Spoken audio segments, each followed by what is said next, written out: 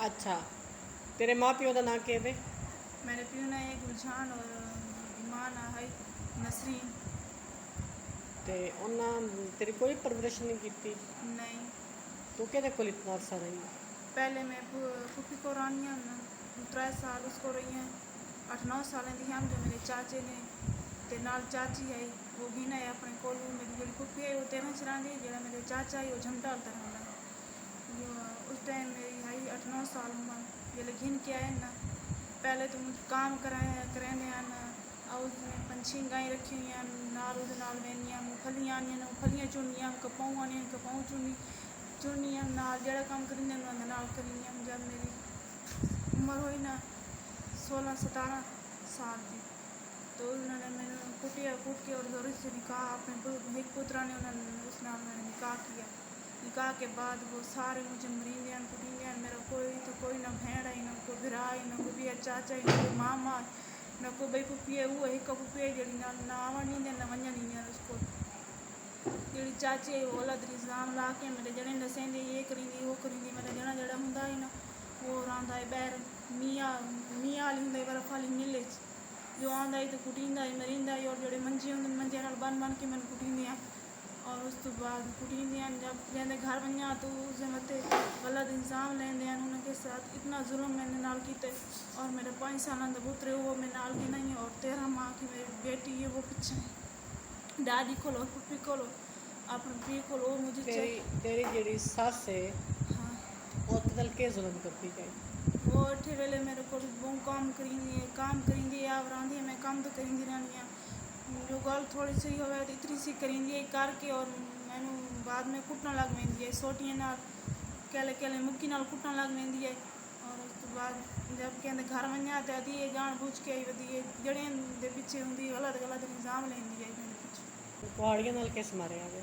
कुहाड़ी नाल चाची और चाची मारा था वो तो शादी तो पहले मारा था मैं निकाह नाम पढ़ेंदी इसी वास्ते उन्होंने मुझे मारा कि तुम निकाह क्यों नहीं पढ़ेंदी। जब मेरा निकाह हुआ था मेरा प्यू भी शामिल नहीं। तो हुण जिस टाइम तेन मारे है कुहाड़ियों नाल जो तू आई है तो किन आई है तू? मैं आई हूँ बस घरों शान दिमाशे वाले साढ़ा रोला बने और जड़ी मेरी चाची उसने मुझे मैनू मारा और मार के कोठे मैनू डाक दिता था।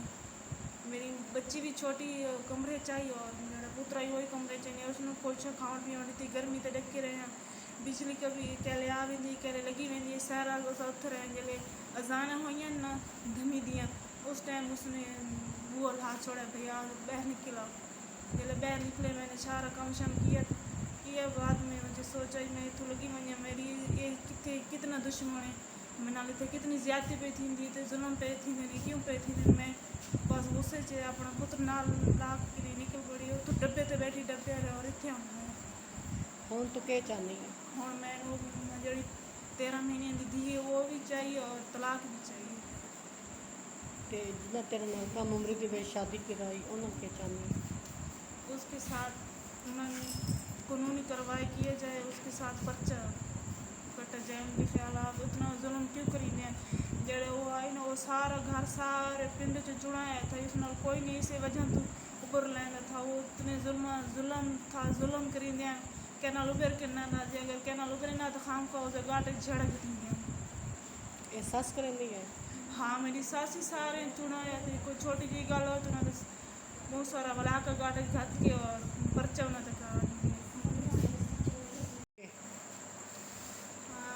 जड़ी वजह तो मैं निकती हूँ तो मेरी चाची और एक उसी धी आई वो मैंने कुहाड़ियों नाल मारा जैसे उसके हाथे चांदी जंजीर नाल मारा उस तो बाद मार के उन्होंने मैंने कोठे च डाक के जड़ी हमारे कमरे की बिजली थी वो उन्होंने बाहर से बंद कर रही थी और संतराय मामा बाल सार रात अंदर रहे और जड़ी थी मेरी छोटी सी बच्ची उसको ना कुछ खावन दी थी ना कोई पीवन दी थी पानी ता भी नहीं है। जब सुबह अजान हुई 5 वक्त उसने मेरी जड़ी सास आई वो उसने बुआ लाने तो बाद सारे काम मैंने किए करवा उसने आखिर सारे काम कर रहे मैंने सारे काम किए ना उसकी वजह से मैंने घर छोड़ा। पट्ठे शट्ठे पाए बकरियां? हाँ उसने पट्ठे पाए और बारिश लथी है उसके इतनी चिकाई वो सारी मेल के सटी साटने के बाद उस टाइम आए घरों निकती बहुत सारा डी आ गए जब मैं बड़ी रोड पे आई तो 7:30 वाला डब्बा आ गया तो उस पर चढ़ के और सरगोदे च आ गई। ਹੁਣ तू के चाहनी है? मैं ये चाहनी है मैंने तलाक भी घिन के रीती वञे और जड़ी मेरी 13 महीने की बच्ची वो घिन के रीती वञे। मेरी छोटी सी बच्ची मेरा दूध पीती है, पता नहीं किस हाल में होगी, कैसे नींदे उसे न नींदे उसे। वो इतने जुल्म है उसके साथ, जो इतना जुल्म किया मेरी सास और मेरे जने उसको भैन वो किया, उसका प्यू तो मर गया, साल हो गया। उसके साथ कानूनी कार्रवाई की जाए, उसको गिरफ्तार